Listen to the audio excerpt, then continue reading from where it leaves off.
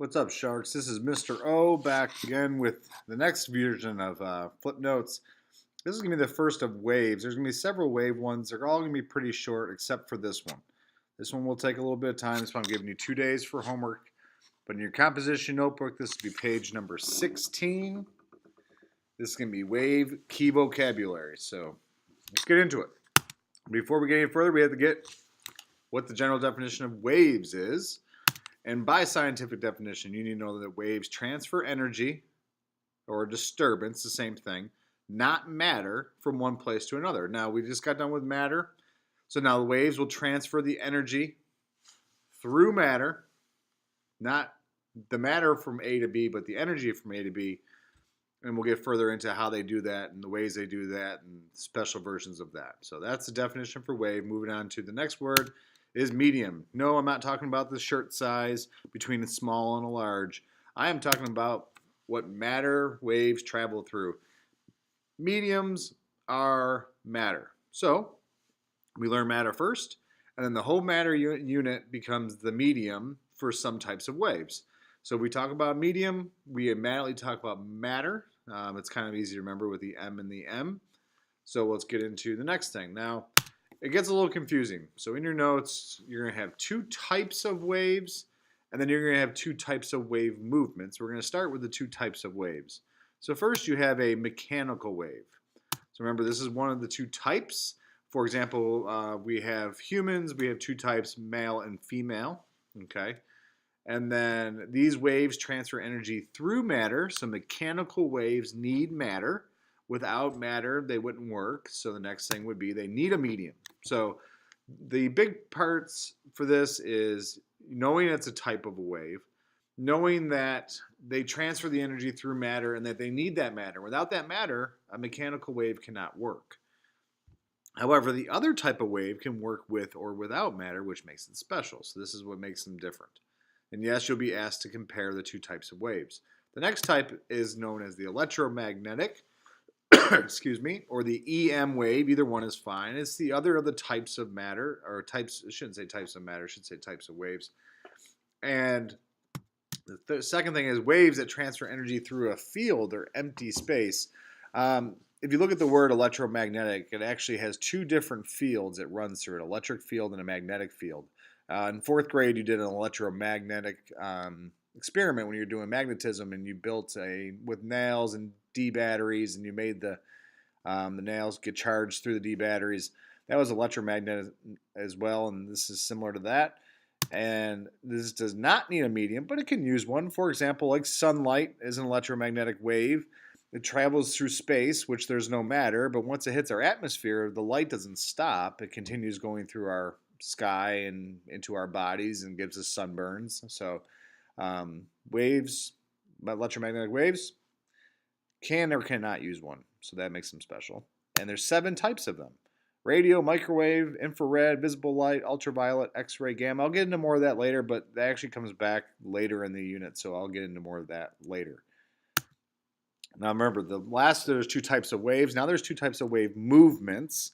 Movements is how the wave moves or how it looks. So the first one is transverse wave. It's one of 2 types of wave movements.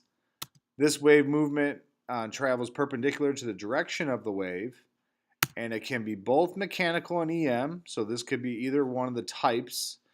And all EM waves travel as transverse wave movements. So it makes mechanical special because mechanical can travel in more than one form, where EM can only travel as a transverse wave. We'll talk more about that when you get back into class. The next type of wave movement is longitudinal or compressional wave. They mean the same thing. Either way you want to say it is fine. It's one of the 2 types of, and you should be filling in wave movements. And then wave movement in which the energy travels in the same direction as the wave. Often they look like slinkies when you draw them. We'll draw them on Thursday in class. And then these are only found with mechanical waves, which makes them special. So far we've gone through general definition of wave, medium, 2 types of waves and 2 types of wave movements. And now there's parts of each of the type of wave movements that are special. So we're going to start with parts of transverse waves only. And the first of that will be crest. And no, I'm not talking about the toothpaste. This is part of a transverse movement. and it's the highest point or peak of the wave. And we will draw waves, and you'll have to label them. And you have to know where the labels go.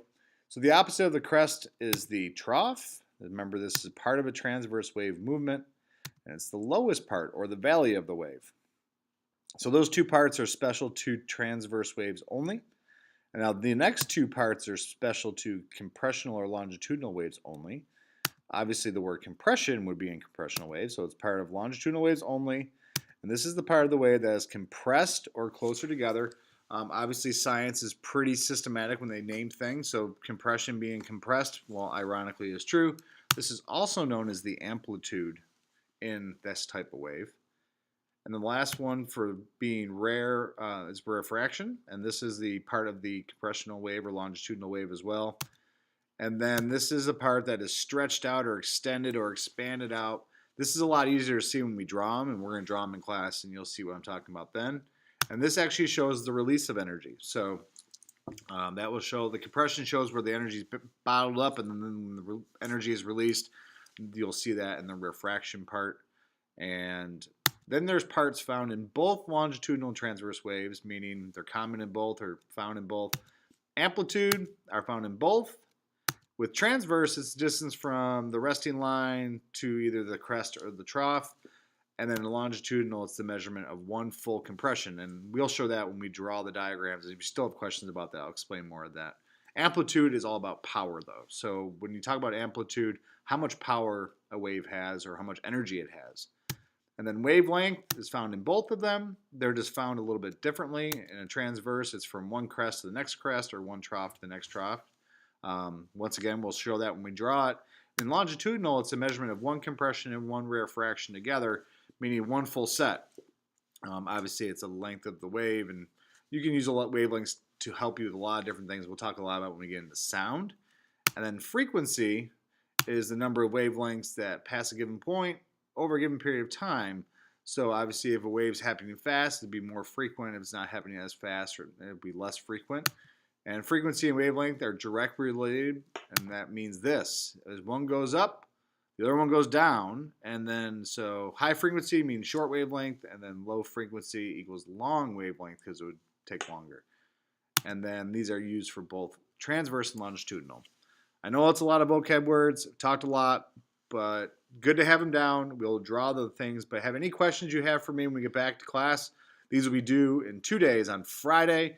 And we'll be checking those and talking them over. Have a good night.